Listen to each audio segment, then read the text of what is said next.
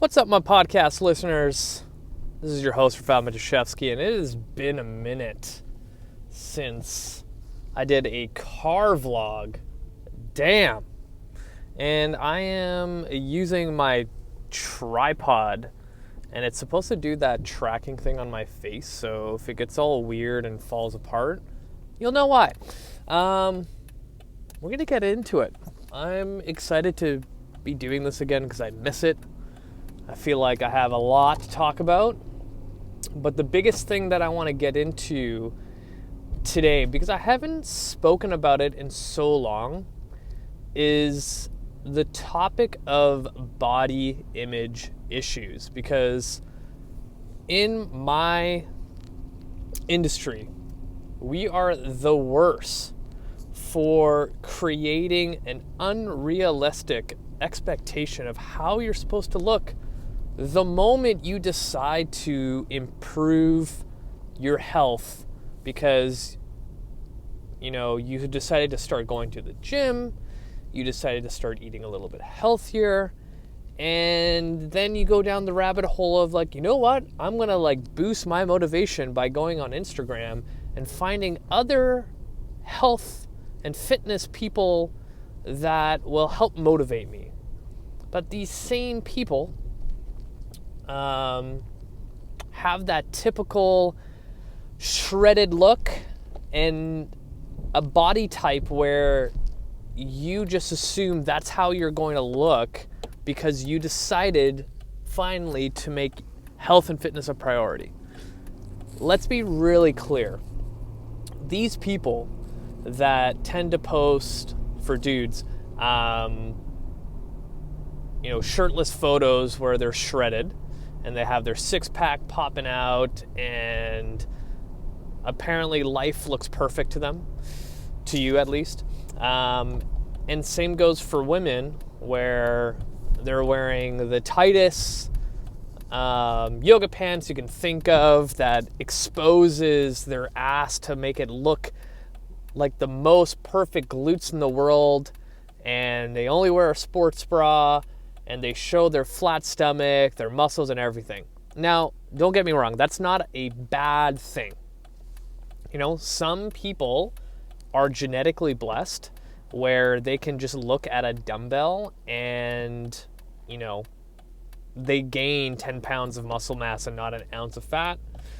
Again, there are some people where they have time to work out every single day for an hour or two. They are able to watch everything that they eat and calculate it to the calorie, the macro, day in and day out, because their environment allows them to. Now, this is kind of tough because if you're an average person and you have 3 kids, a full-time job, and you just decided to make fitness and health a priority, you seeing these people for motivation is probably not going to be the best approach to your success. Now, most of these Instagram fitness inspiration people, their full-time job is to look this way. I would be more impressed if we could find an individual that is shredded to bits, that is, has a body like a Greek goddess, where they also have a full-time job, 3 to 4 kids, and then on top of that, trying to keep their body the way it looks. That probably does not exist. In my circle, I know one person like that. And, for the average person struggling with everyday stuff, it's going to feel very, very defeating when you start putting in the work and effort and you have nothing to show for, right? So now we need to kind of get more into a realistic view of what success is for fitness and health. It's not having a six-pack. It's not having your entire Instagram flooded with just shirtless selfies, you know? And I think one topic that most people don't talk about is men's mental health when it comes to this, right? And when you look at, especially now with all these Marvel movies where these people that have to go on screen and do like shirtless scenes or wear something really, really, really tight, they end up, like, you know, the average person, when they watch this stuff, they end up looking at that as like, okay, that is the measure of success for fitness and health, right? Watching people on Instagram where they're like, you know, shredded to the bits, that becomes in your brain, okay, that is the end goal. That's how I have to feel and look. But if you don't get there and you're literally putting effort, like you're going to the gym for the last year, 2 years, 3 years, and sure, you lost some weight, you look better, clothes fit better, but you don't look what you had in your head. And that's really going to fuck you up long term. Like, it's going to be very, very difficult for you to continue, right? So I feel like the fitness industry needs to have a more realistic approach, a more, you know,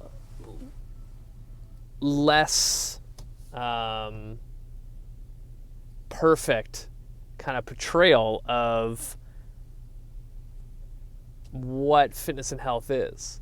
Like, I absolutely hate where when I start working with a client, and this is usually like the 1 year mark where they are being consistent, they are, you know, feeling better, their mental health is better, and then they start asking really specific questions of like, okay, so how can I lose like another 2 pounds so then my abs will show? Like, how can I do X, Y, and Z? How can I do this? Should I take this supplement? Should I like have this amount of carbs per day? And it's like, do you really want to go down that rabbit hole? Like, do you really want to spend that much more time on your health where you're most likely not going to enjoy life? Because if you look at someone like Channing Tatum, fit dude, and I remember reading an interview about him when he was like doing the movie Magic Mike, and he was saying that he did not want to do a third movie because he had to train and diet so hard to look a certain way for that movie, and really it's like he only got to look like that for the length of him filming. So that's not very long. Like, it's not sustainable, right? But I'm not saying this that you need to feel bad about yourself or, you know, get you discouraged, but it's more so you need to set a more realistic expectation of how a true fit body that fits in the everyday world looks like. Because the people you see in movies, on Instagram, that don't have an average life, they are like the top 1%. It's like comparing yourself to, you know, you like to play hockey, you like to watch hockey, and you play a little hockey with your friends in a beer league. That's the average person, but you know deep down inside you're not going to make the NHL. You know what I mean? Like, there's no way that you'd be able to play in the pros because you're realistic with yourself. You're like, you know, I like to play hockey. I'm like pretty good, but I'm nowhere near as good as NHL players, right? Easy. Fitness and health, you start going to the gym, you compare yourself right away to that 1% where they have time all fucking week, all day to just focus on their health. And again, imagine if you're an actor like Chris Hemsworth who's playing Thor, and your full-time job is, I need to prep my body to look a certain way for this film. Different story, like different narrative. So what we need to do better at is understanding what true fitness and health success looks like. To me, at least, is the average person, if they're going to the gym and working hard and building a better body, is, having enough strength to, if you're a guy, deadlift 1.5 to 2 pound times your body weight, do 5 to 10 body weight chin-ups. You're gonna look a certain way to be able to do that.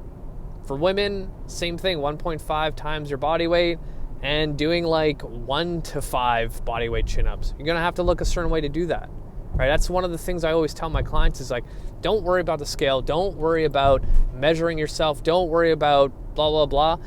Create performance goals, which in turn will give you the aesthetic that you're looking for, right? Because as much as I tell you don't be too hard on yourself. Don't compare yourself to the people on Instagram and in movies, whatever it is.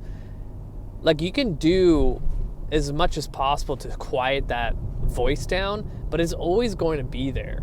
So instead of trying to silence it completely, because it's impossible, I've been down that rabbit hole, almost distracting yourself with a different goal in mind is going to help tremendously.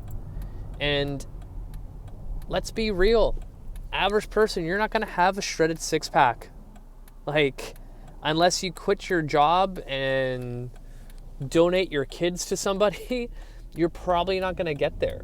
There are some people that are, again, outliers that are able to do that. Because I've trained parents where they wanted to train for a freaking full Ironman, and that consists of 25 hours a week of training. That's almost a full-time job on top of their full-time job of just training. So you can do it, but 99% of you need to get it through your head. You're not going to look like a fitness model. It's just not going to happen. But what will happen is you can get strong. You'll look great in clothing. When you take your shirt off or get into, any kind of beach wear, you're going to still look great. You're just not going to be a perfect specimen that gets hired to do underwear modeling. You know what I mean? Set realistic expectations for yourself. I'm going to end it there because we got to keep these nice and short and sweet. I miss this. I miss chatting with you guys, doing a little vlog thing like this. If you have any questions, feel free to reach out. Hit the show notes. Add me on Facebook. Add me on Instagram. Subscribe to my YouTube channel so you get all the latest videos that I'm doing. And I got some exciting things down the pipeline for this year. So keep an eye and ear out for those. And that's it for me. Until next time, you guys, thank you so much for the support and listening.